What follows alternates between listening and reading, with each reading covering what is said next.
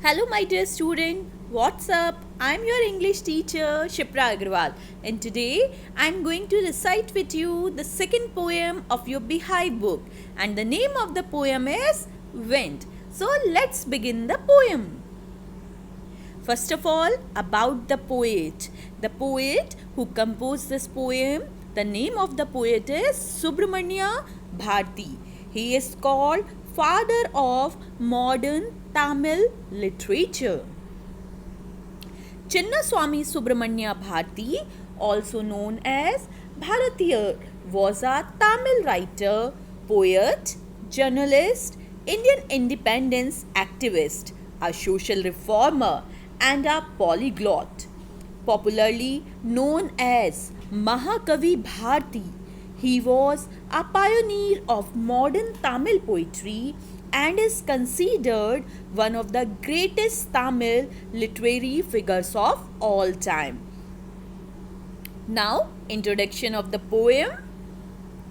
In this poem, as you know, the name of the poem is Wind. In the poem Wind, the poet talks to the wind. The power of the wind has been described, and the poet says that wind is destructive. He has linked the destructive power of wind to the adversities of life and says that the weak people break down, but stronger people emerge out of adversities. Adversity means the bad time, difficulties of your life. The poem gives an important message that we should be mentally tough and physically strong in order to survive the hardship of life. What happened, student? Whenever we face hardship and adversities in our life, generally the people broken, they shattered, but the wind give us the lesson. If we wanted to strong people, the adverse situation favorable for us, then we have to make strong. Adversity, difficulties make us strong. A weak person breaks down like a weak building and crumbles. We must make these destructive forces our friend with our strength and determination.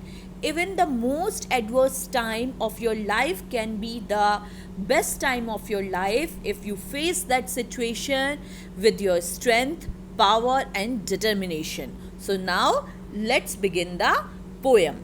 First of all, central idea of the poem. The poem Wind is derived from the poet's observation and devotion. It inspires us to face the challenges thrown at us with grit and firm determination. Whenever you face challenge, then you have to face them with full determination. The poet suggests everyone to be strong enough, both mentally and physically, to face all the hardships of life with courage. Wind symbolizes problems and obstacles that we all face and go through at some point of time in our lives. Student, मैं इसको आपको हिंदी में भी explain कर देती हूँ. क्या होता है कि हमारी ज़िंदगी जो है एक not a bed of roses, it is also filled with the pros and cons and the difficulties. Life कोई बहुत आसान चीज़ नहीं है. इसमें आपको बहुत सारे चैलेंजेस और डिफ़िकल्टीज़ फेस करनी पड़ती है, just like wind. Because wind बहुत स्ट्रॉन्ग होती है. क्या करती है? अगर विंड में आपके क्रम्बल हाउसेस होंगे, weak houses, weak roof top होंगे, तो विंड उस सबको अपने साथ लेकर चली जाएगी. लेकिन अगर विंड को आपको आपका दोस्त बनाना है, अगर डिफ़िकल्ट सिचुएशन में से आपको एक स्ट्रॉन्ग पर्सन ही बनकर आप बाहर निकल सकते हो. इसीलिए जब भी आपकी लाइफ में मुसीबतें आए, परेशानी आए, तब आपको फुल डिटर्मिनेशन से और फुल स्ट्रेंथ से उनका सामना करना है, ताकि आप और ज़्यादा स्ट्रॉन्ग बन सके और जो भी आपकी लाइफ की एडवर्स सिचुएशन है वो आपके लिए फेवरेबल बन सके. Now this is the summary of the poem. Stanza wise I will explain you the poem. The first stanza. Wind, come softly, don't break the shutters of the windows, don't scatter the papers, Don't throw down the books on the shelf.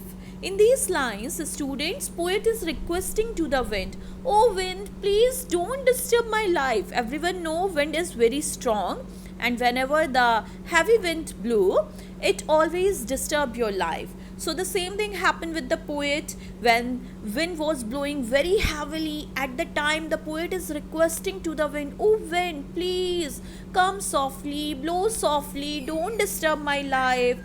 Don't break the shutters of the windows." Shutters, you can say the doors of the windows. "Oh please, blow gently, otherwise you will break down the shutters of the window. Don't scatter the papers." Scatters means throw in all the directions. Please don't throw down the papers in all the direction, because the poet is requesting. Poet always work with paper and pen, so he is requesting to the wind. Don't throw down the books on the shelf. "Oh wind, what you are doing? You are throwing down the books from my shelf. Please don't do this. Blow gently."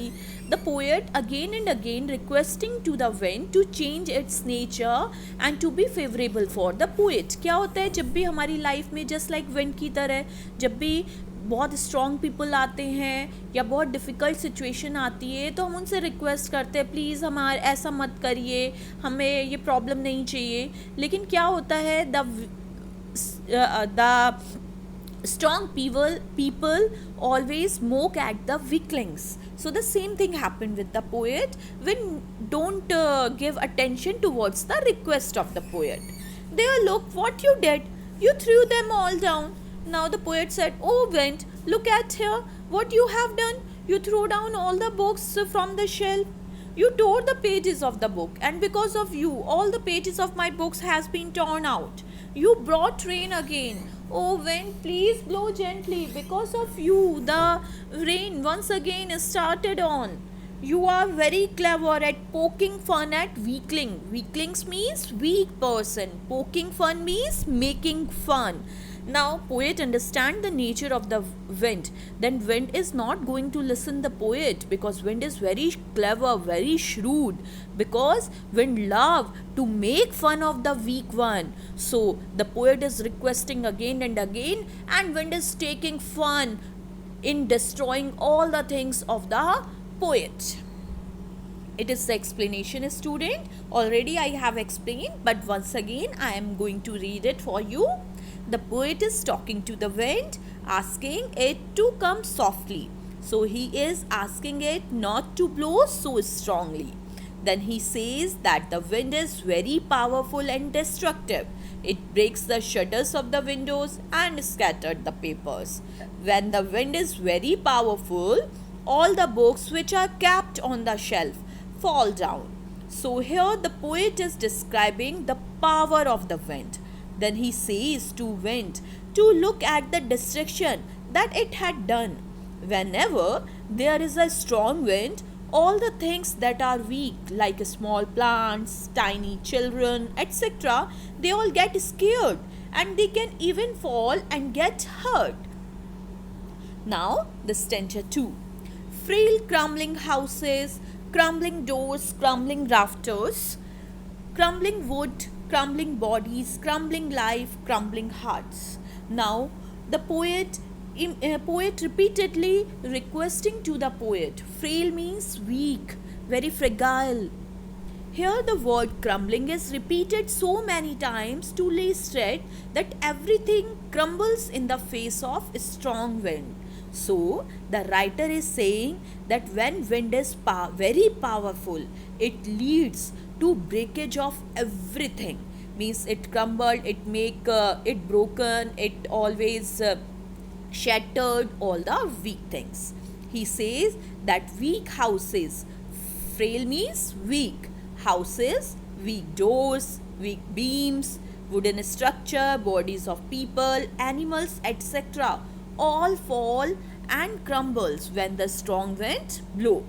In addition, everything which is weak reacts by breaking or falling down in the face of hardship and adversity. Same thing, students, happen in our life whenever we face hardship and adversity. So generally the people fail especially the weak people fail to overcome those problems and they shattered just like the weak houses, weak doors, weak rafters. They start crumbling and shattered.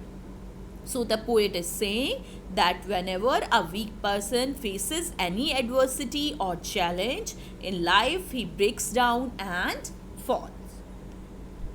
The wind god winnows and crushes them all. Winnows, you all know, it is a process that process of removing thresh from the wheat. Then all, he won't do what you tell him. Student, you know that in Hindu mythology, wind is a god. So the poet is saying that whatever is weak, the wind love to crush them all.